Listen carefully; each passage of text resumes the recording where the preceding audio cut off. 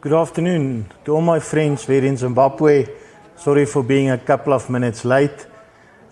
It's outside of our control. I mean, sometimes, with technical and network issues, things like this happen. But thank you for joining me. And hopefully today will be an interesting journey for all of us. And hopefully I have seen some emails from some of you requesting your NBI brain profile. I will arrange with Janet and the necessary team leaders to get it through to you guys. But if you send me an email and all the questions you have during this program, I will answer that to you a bit later. So from today's point of view, I'm going to share with you how to understand your brain profile better and also how to interact with people better. So this program is titled the Relationship Currency Builder Program. And in essence, I will teach you how to speak the language of a listener. So this program, I will send you a training document through Janet, so that each and every one of you can have this presentation and training manual to afterwards go through it, but also answer some of the questions that I'm going to give to you. So I want to start off with a statement to say that all of you have received the gift of life. And it is your responsibility to make something with a gift of life. If we get a gift, if it's our birthday, we want to unwrap it quickly. It's the same with life. And it's the same in the way that we think about life. A number of people have heard about this. Not short. Some people just take too long to live their life.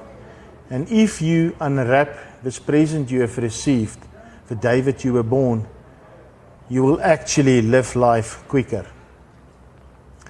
Now, the Relationship Currency Builder program is basically a three-folded program. So the first phase, all of you already done, and that's a process of clarification. So you need to understand how your brain works. And that's when you completed the brain profile and you got your 8-page psychometric result. So that process of clarification is just for you to understand how you think and operate 8 out of 10 times in life. The second part is what I'm going to teach you today, and that's a process of implementation. How do you take that information you have received and how do you make something of that in your life? And then once you bring the two together, it's how do you write better life chapters in your life. Now, what is important about the Relationship Currency Builder program is that every interaction you have in life, whether it is at work, your personal life, with friends, family, and in the business world, we sometimes think that we interact with another business, but we actually interact with people. So you need to understand how you think, but more importantly, how does the other person make decisions in life? So my first question to you, and I want you to go and think long about it tonight and actually write definitively down. It is the most important question in any life coaching and mentoring program. Is what do you want in life? What do you want in life? But you can't be vague about it, because the reality is, if you say you want to be the best rugby player in life, but you don't put a deadline to it, it's not definitive. But you must also be clear. If you take soccer, a lot of time kids play in the street and there's no goalpost. Then they chase the soccer ball. As soon as you put goalposts in a soccer, people at the game. It's the same with life. If you don't have a right goalpost, don't get people to take notice of your life. Now, just as in soccer, the goal is not the ball. The goal is the goalpost, because you only win soccer games by scoring goals. If you take any sport, whether it's rugby, whether it's soccer, whether it's netball, you might have the most possession, the most territory, but at the end of a game, the scoreboard shows that you have lost the game. The fact is, having the ball and not doing something with the ball does not realize in any life success. Just a sport without goals is meaningless. So is your life without goals meaningless. It's also important to know that the less you plan for yourself, the more other people will plan to spend your time. And the most important thing about goals is low priority goals. It means, if it's not filled with high priority goals, your life is filled with low priority goals. To actually the science of achievement. Now, there's 3 aspects to the science of achievement, and it all comes back. It's not what you say, it's what you do in life which defines you. And the first aspect of the science of life is you have to be the best version of yourself. So self-improvement. The second aspect is you have to better yourself, raise your standards every single day. You have to be at least 1% than you were yesterday. Science of achievement, and this is coming back to the whole thing about Chess for Success and how to understand, the Relationship Currency Builder program. You need every aspect in your life. And part of taking accountability for every aspect in your life is your attitude. Now, you will see in the training document that I will circulate a bit later today, so hopefully tomorrow all of you will have a training document. If you write the word attitude down, 1, T is 20, I is number 9, 1, D is 4, and E is 5. If you write all of that down and you add it up, you actually get to 100. What I'm telling you, and you take this brain profile exercise to the next level, and your attitude is 100%. Every single time in life, you will get the right decision. If you're in a team, and being at your place of work, you're always part of a team. So whether you're 2 in a team, 4 in a team, 7 in a team, I call it the me and we factor. Now,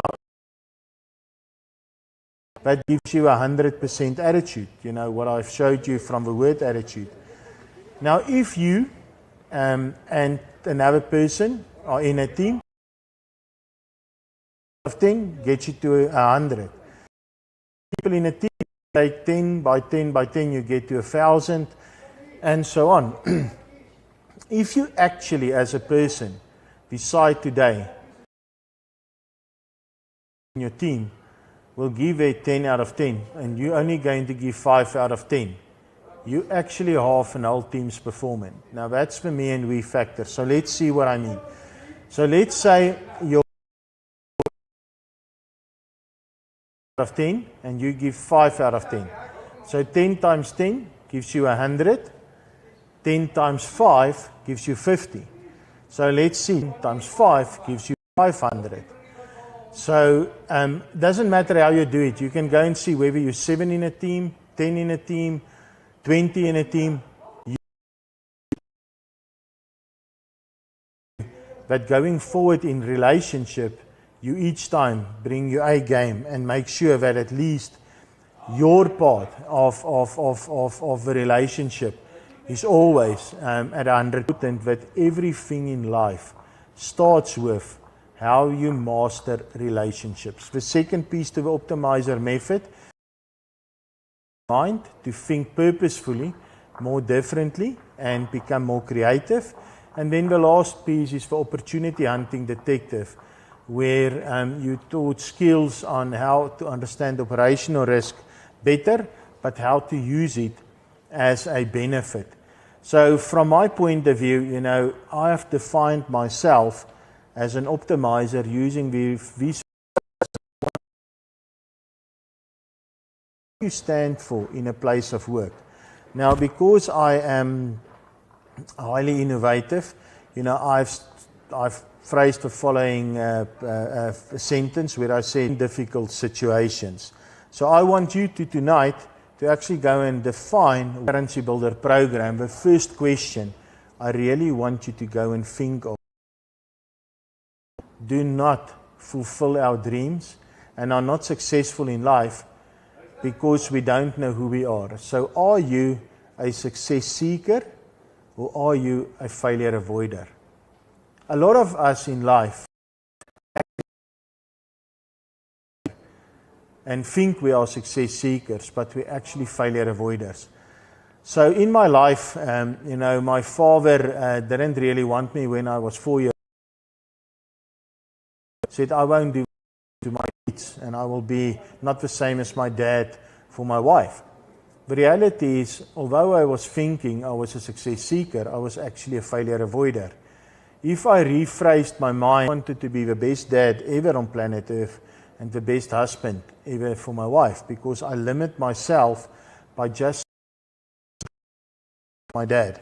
So it's a very important question when you think about your mind and reframe the way that you look at life.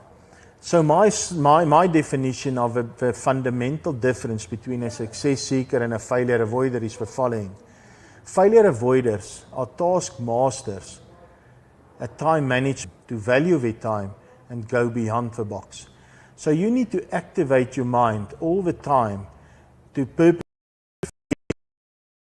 So you must please also go and as an individual of why you are either a success seeker or a failure avoider. Now in life, all of us have got this mental trap that a moment in life, not to get stuck in a life chapter in your life for something which have happened earlier today, a day ago, a month ago, a week ago, because you're actually wasting all the value you can create in your own life and people's lives if you are stuck in a moment in life. Now, before how your brain really works and looking at the NBI profile, we all have a universal truth. Whether you, Bill Gates, Elon Musk, one of the richest people in the world, and whether you work where you work, whether or in a sport, every single one of us have got a universal truth. All of us have been created with the same three things. So the first thing is we all got thoughts. The second thing is we all got a mind. And the last aspect is we all got consciousness. So let me explain this to you in terms of your thoughts. So to start with this, and please go and think about it tonight, tomorrow, every single experience you have in life has been created by a thought. So what do I mean by that? Your thought, a lot of us, think we like movies because of the special effects and because of a particular person, but go and ask yourself, being a person who plays roles in movies, sometimes you look at a movie with this character. The reason for that is it's the script of a movie. So thoughts is equal to the script. The second piece is your mind. Now your mind is your built-in intellect. It's the gold mine so you can actually mine your mind every single day if you think positively. So in a movie, the projector, which actually, encapsulates in a movie. And then consciousness, if I tell all of your eyes, you still know and are aware where you are currently are seated, what you're listening to. And in a movie, the consciousness is actually the white screen, which reflects the movie back to you. So if you take the built-in intellect, which is reflected back to you, and you don't like the movie, it actually starts by the script. So my question to you is, if you are the author of your own thoughts, so you need to write your thoughts better to actually understand your script. So if that is true, the next thing you have to consider is when, how does this whole the brain profile work of Dr. Kobus Neethling,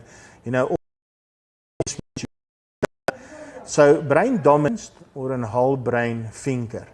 What that means is that, when you interact with people, that you actually talk to them on the language that they understand, the language which they prefer, the language they make all the decisions on.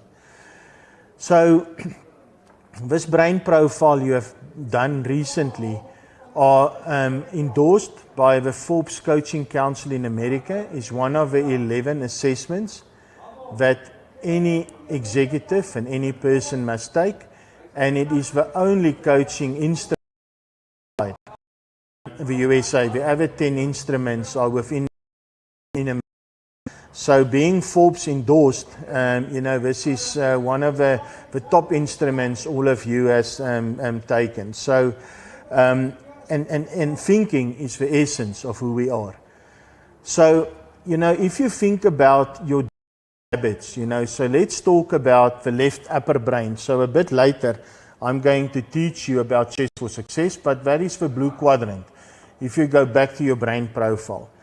Now, those people are factual and realistic people. They make all their decisions as well as all their leadership capabilities and the way they lead, as well as the way that they interact with people are all based on facts.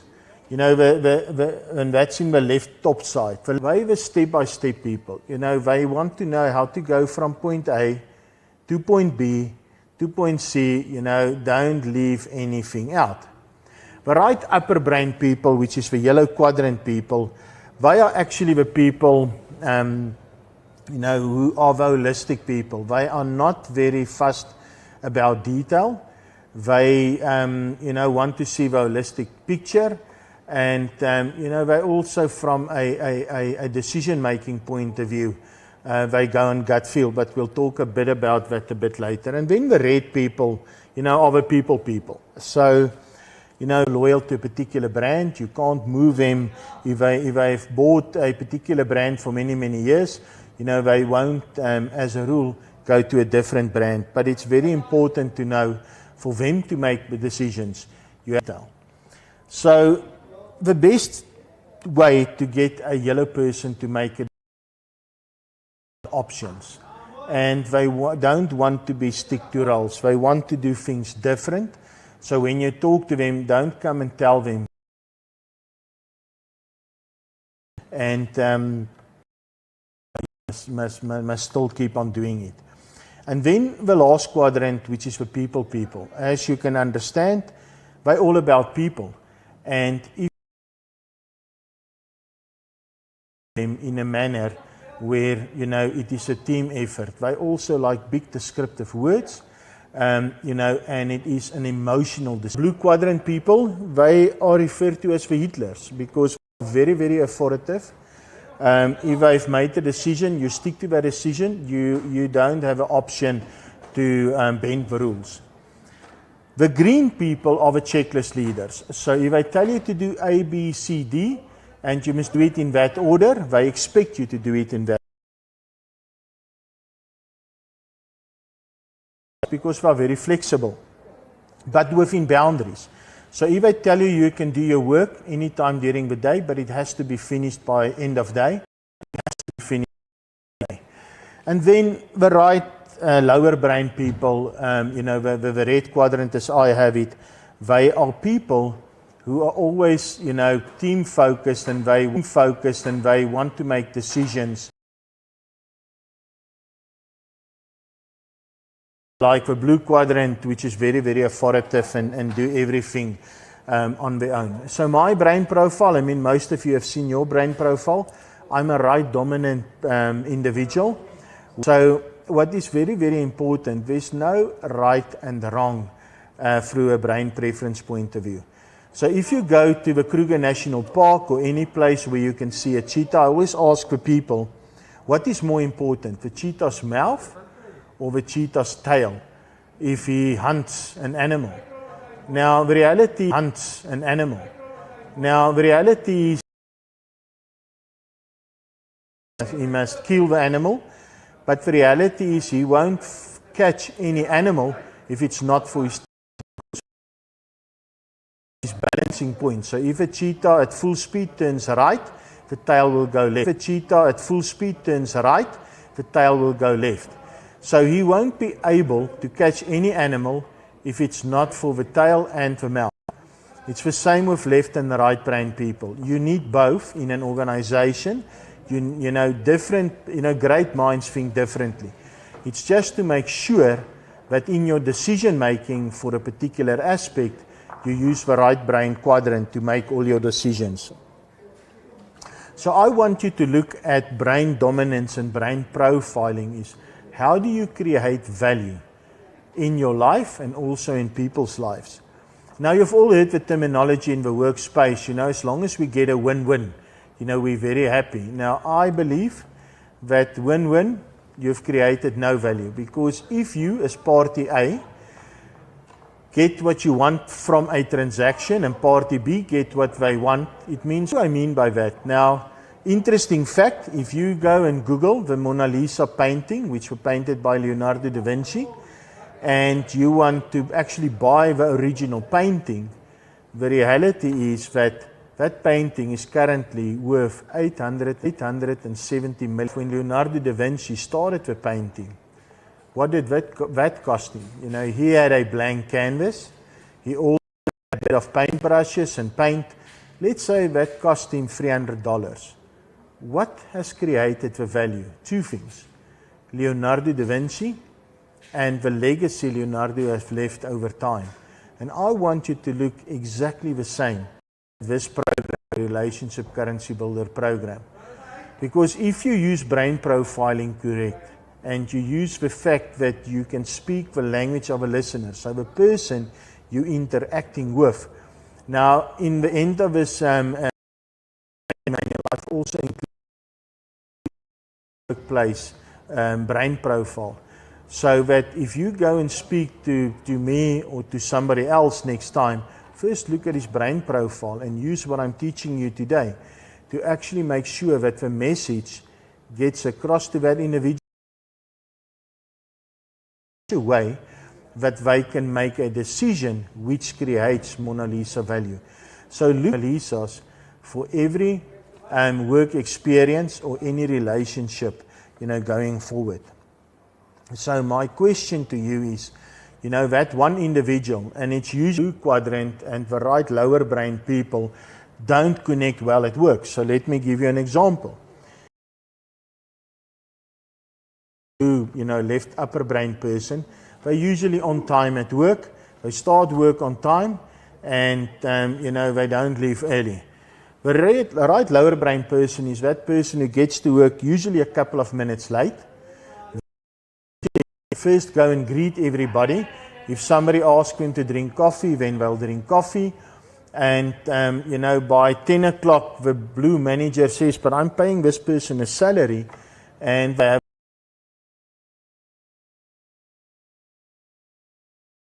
the red quadrant is this person will go to the manager and say, did you hear that person X has cancer, or this person's parent just passed away?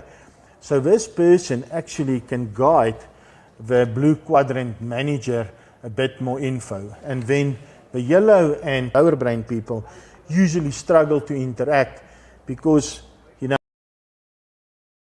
the upper brain person wants to change every process, they want to be different, and then the left lower brain people is cautious and they want to stick to rules, they're comfortable, it's worked for many, many years, why must I change it? But this is also how they make you actually need to understand how to speak the language of a listener. So, you know, in today's fourth industrial revolution,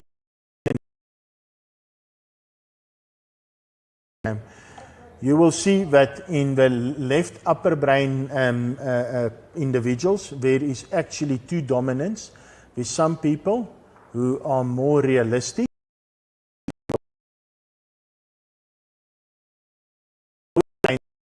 you got the organized people, and then, there's some, and again, you will see in some of your brain profiles, it's 50-50, is a preference, and some other people are the stalwarts, so they are the people who like to stick to traditions. The right lower brain people, it's either empathizers or it is socializers. So a socializer is that type of person. If you have a party at the office, or you actually go to people arrange parties and they're not invited, the socializers are very, very unhappy. The empathizers are those people, if people have problems, if people at work, there's a big team, they will always go and talk in 2 or 3. So they are not talkative in a big group, but they also would love to help people. And then the right upper brain people, the yellow quadrant, the different people, they either, the strategic people, or they the Imagineers. So, when you think about this quadrant, you must think idea, think people, think process, and think, facts. So, for you to get problems solved in today's, fourth industrial revolution and all the complexity at work, you have to have cognitive flexibility, and you have to know when to venture in all these different quadrants. So, at the end of the day, you must go and ask yourself, how do you become flexible in your thinking that you get all the facts? So if you sit in a boardroom and you must make a decision, that you first get all the facts, you know who's involved, understand how you can better, the process differently than it was done ever before, but also from your competitor point of view. But more importantly, how do you implement it? Because at the end of the day, you can say this is a Ford starter, the left upper brain people. The right quadrant is sort of your, the taskmaster at introducing stuff. And then, this is sort of your if you think about sport, in rugby, for instance, your fly-off, your playmakers. And then at the end of the day, from a people point of view, how does it affect the emotions of people? So, people ask me sometimes, this was one of the most interesting questions. A couple of years back in 2012, I was privileged to be at the University of Stellenbosch at the business school, and did a executive business program there. And the evening, when we all had to meet one another across the world, we had to introduce ourselves by something very interesting. So the facilitator asked us that if we stand up, we need to tell somebody a fascinating fact about ourselves, but what is not on your CV. And, the fact that I that evening shared with him is that I'm actually a pretty good chess player. Now, chess is one of those fascinating games, which is a very strategic game, and you have to think ahead. But there are processes, and from a people point of view, there's people playing with you. And, as I've put this whole relationship currency builder program together, as well as I've got a leadership program, which I call Chess for Success, where I go into a much more depth in how to use the chess pieces to lead by example. I want to share with you how to use your brain profile and the individual you're going to interact with going forward, how you use all of these different pieces to actually build the currency which is called relationships. So, a king, it's what the whole chess is all about. You need to protect your king.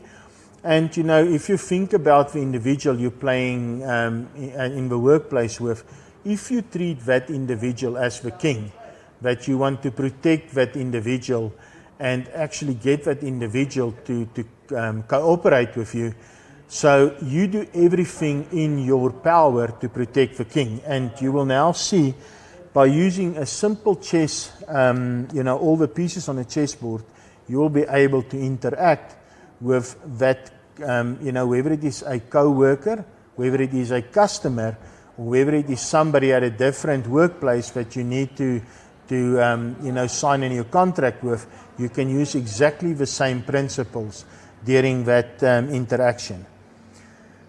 So this is a pawn on a chessboard, and I've make it the silver bullet. There's 8 of them on a chessboard. And a lot of people will look at this piece and say that it is an insignificant piece. Because on a chessboard it counts 1, it is the most insignificant piece. But there's an interesting 2 facts, looking at pawns on a chessboard. So they can only move in a straight line forward. So the first move they can make on a chessboard is either 2 squares or 1 square. When they take another piece on a chessboard, they can take it, 1 square to the front. But on the square next to, on the right or the left-hand side, depending whether, because there's 8 squares, diagonal and vertical and horizontal on a chessboard. So, but if you get to the 6th row and the opponent decides that he or she wants to move their pawn, their first move, 2 squares so that you actually can't take it, there's a move in chess called en passant. That means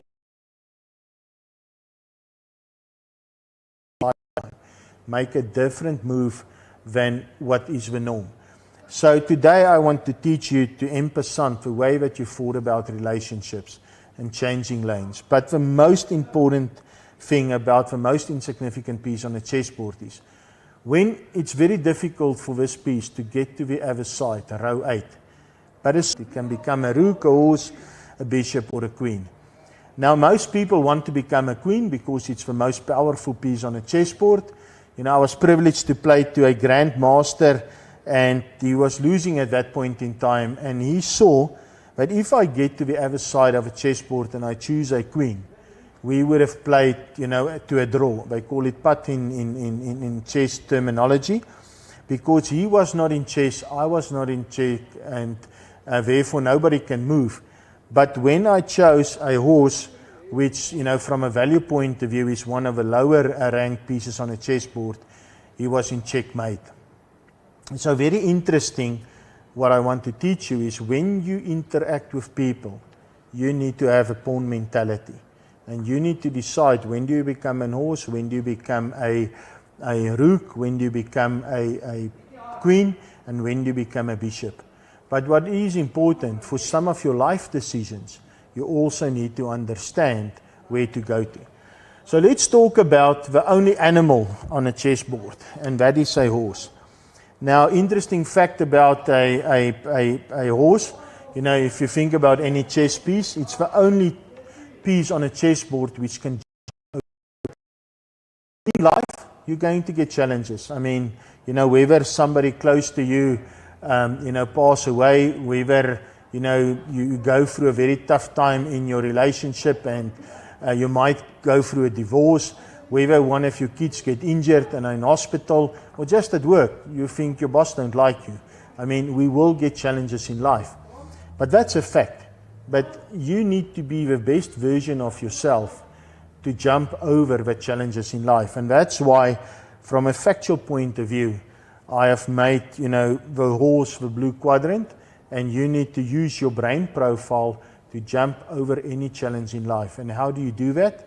You speak the language of a listener. If you understand how to position whatever is a frustration to you, to the individual listening to you, which makes all their decisions on their preferred mode of thinking, you will actually find life to be much easier. So that's the left upper brain people.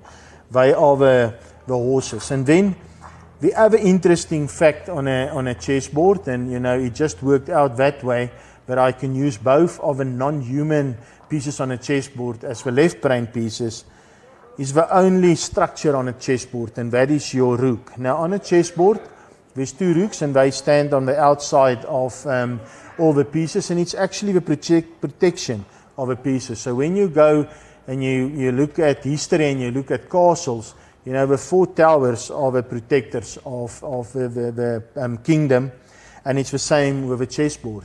Now this is all about structure, and there's a process behind structure. So these people, when you talk to them, they actually need all the detail. It's no use to tell them, we are now at point A, I want to go to point B, and do not fill in the gaps for them. If you want them to make decisions, you need to tell them how to get from point A to D. It's first B, then C, So if you deal with those people and it's not your preferred mode of, the way that you think, you need to talk to them in that language to get a positive result.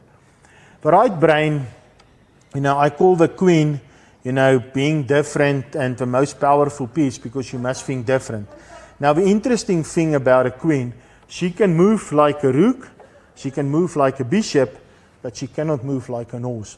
So although a lot of CEOs and senior managers are in this quadrant, they think holistically, they can't move like all the pieces. So I call this my servant leadership piece.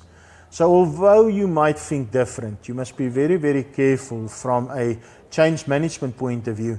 How do you get all your staff to get there? So from a queen point of view, most powerful piece, but still can't move like all the pieces. And then the bishop on a chessboard. Now, what's interesting, it's this piece moves diagonal, so it don't move in straight lines. And when you talk to people, you need to understand that you can't talk in your preferred mode of language, because then it was too easy. So when you talk to people, you must talk in their preferred mode of language, because even if you're a right lower brain person, you might be an socializer and want to do things quite loud, extrovert and all of that. And if you've got an empathizer who's right lower brain, they want to do things different. So it's to understand that in life, there are most definitely 4 different quadrants, but 8 different people.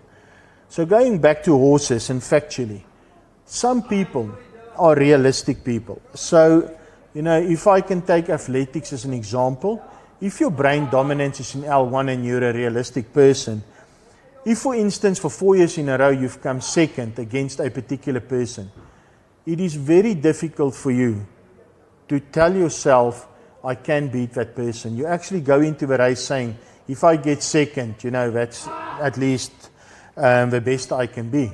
The analytical person, on the other hand, needs data to make decisions. So this person will actually go into the race and look at the facts and says, you know what, this individual is a couple of seconds slower than last year.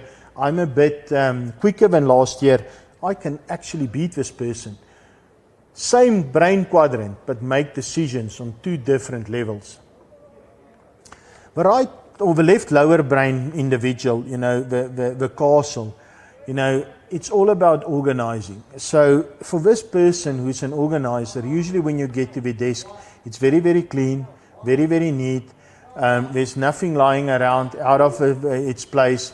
When they go into a meeting room, they usually have a pen with them, have a piece of paper with them. They write everything down. They will stop you in a meeting. They will ask you for more questions and guidance. The people who's the stalwarts and traditionals, for instance, if you think about cricket and Lord's cricket, there's a particular way that you need to be dressed and the way that you go into, the clubhouse, and, you can't bend the rules there. So again, same quadrant, but 2 different people. As I said, the red quadrant, socializer of an empathizer.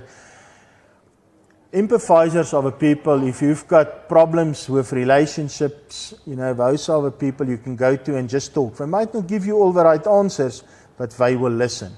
Where the socializer will actually tend to, let's go for a drink, will listen, but, it will more be about, let's drink our sorrows away, that type of person. So, it's great to understand, who is in those 2 quadrants. And then, as I said, the strategic people will make decisions which is progressively better today than that they were yesterday. From a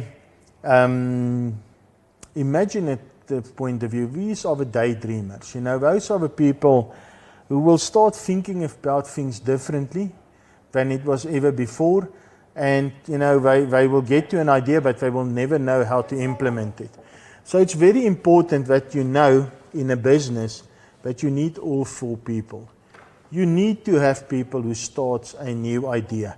If you're in competition with somebody, let's say, for instance, you're a retailer and you're in competition for the same customer, you need to do different things to get your customers there. But factually, you need to understand, will this actually get more customers into you? Will it actually make money and profit for the organization? You have to ask yourself a question that the staff which needs to implement it, will they buy into this new idea? You know, how does it affect their lives, but also how does it affect the lives of your customers? And once all of that is done, these are the salt and the earth of any organization, because they will get the job done. But you need to tell them how to do it from A, B, C, D, E. They are not necessarily the people who always like to go and find out how to do that. So, you know, I talk about relationships, you know, having a banking background. You know, I tell people, how do you profit through a relationship bank account? So how do you make money out of a bank account? Now, you know, thinking about brain profiles and thinking about, you know, Chess for Success and how to build this currency of relationship, the first investment you need to make is time. The reality is you need to understand yourself and you need to practice how to do this better. It takes effort. I mean, that's the second investment you need to make. This doesn't come naturally for anybody. But I can promise you, being able to do this the last 12 years in my life, whether it is on the sport field, whether it is in the business world, or just in my personal relationships, it's worthwhile putting in the effort. There is a commitment factor to all of this, because you need to, every single time you interact with an individual, talk at their preferred language of decision making. It takes courage, because at the end of the day, you know, I am this type of person, but 75% of the time that I interact with people, they are most likely in a different quadrant. So it takes courage to go out of my preferred mode of thinking. You have to have mutual respect, because it's not all about you. There is another individual, and you make life so much easier for yourself if you speak their language. And then there's also a trust investment you need to make. You need to trust today that what I'm sharing with you will make the difference in your life. So, you know, I will share with all of you this training manual, and you can go and look at how the team is put together. Quite an interesting bunch of people, but if you go through the list, you know, there's a lot of left brain people, there's just as many right brain people. But when you're left brain or right brain, and when you all are too, just go and analyze how many people are in this quadrant are actually socializers, how many empathizers, but there's also a 50-50 split. What is important, your first dominance and your second dominance always work in tandem. The other two dominances are not dominances you are particularly liking, you don't prefer them, and that is hard work when you interact with those type of people, if you interact with them, and that's where the effort comes in. But what is important, when you go under stress, so if your manager puts you under stress at home, you know, you're in an environment which is highly stressful, you will 9 out of 10 times go back to your main dominance way of thinking. So I would think about, if you look at your brain profile, about the SWOT analysis, your strengths and opportunities, but also your threats, because those are your blind spots. So I want to end off with a couple of blind spots which you need to go and find out and work for yourself out, how many times you have actually thought that an individual you have interacted with was difficult, did not want to, you know, have to be rude, had no respect for you, because they were not, you know, hearing what you were saying. But at the end, maybe you were the person who were disrespectful to the individual, because some of our blind spots is every single expectation you have of a person, whether that person is left or right brain, whether it's an L1, an L2, an R1 or an L1, comes from your preferred mode of thinking. Like me, who likes to think different, I am highly judgmental of people who want to stick to the rules. And before I was aware of this, you know, when people don't want to be creative and think outside the box, I judge them on that mode of thinking. Secondly, not all the solutions you have in life comes from your preferred mode of thinking. Although people like me, it's easy to think different. It's more difficult for the people in the L2 zone to think different, but they can. So every quadrant can be creative. But the reality is it's no good that you have an idea and you don't know how to implement it. The most important thing I can share with you today is we live in a world of people. And everything we do in life is relationship-based.